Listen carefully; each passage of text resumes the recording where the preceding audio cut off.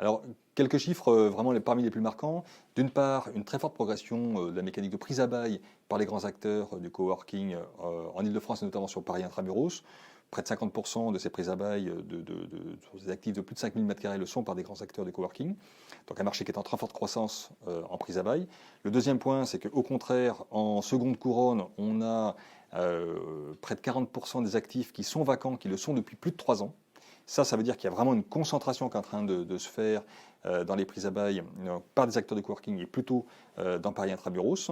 Premier point. Et on pourrait se dire qu'effectivement, ceci ayant généré une offre sur le marché, donc des postes de travail en espace de coworking plus importante, et bien une pression à la baisse dans la commercialisation, une commercialisation plus dure, et donc une pression à la baisse des tarifications. Il n'en est rien, puisqu'on constate au contraire une augmentation des tarifications de ces postes de travail en espace de coworking de 10 à 15% sur une année courante. Donc voilà, il y a vraiment un schéma de structuration de ce marché, de ce nouveau marché des postes de travail en espace de coworking qui est en train de s'opérer de façon très accélérée sur Paris.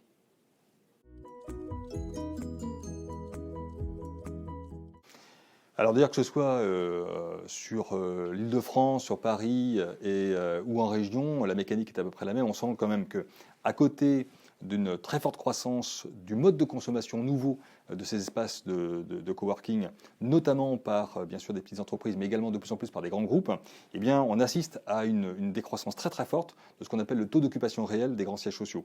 Donc ces grands sièges sociaux en Île-de-France par exemple sont en train de se vider progressivement parce qu'ils n'attirent plus leurs collaborateurs, soit parce qu'on ne recrute plus ou on éprouve des difficultés à recruter, soit parce que ces mêmes collaborateurs vont s'installer dans des espaces de coworking. Donc la seconde tendance, qui est un peu la conséquence de la croissance très forte des espaces de coworking, c'est qu'il faut réembarquer les collaborateurs, il faut réattirer, il faut redonner envie aux collaborateurs de revenir travailler dans les grands sièges sociaux. Et donc là, on intègre finalement une seconde offre qui s'appelle plutôt Corpo-working, c'est l'intégration des espaces de coworking à l'intérieur des grands sièges sociaux. Et ça, c'est la seconde révolution finalement du coworking dans les grandes métropoles, en France en particulier.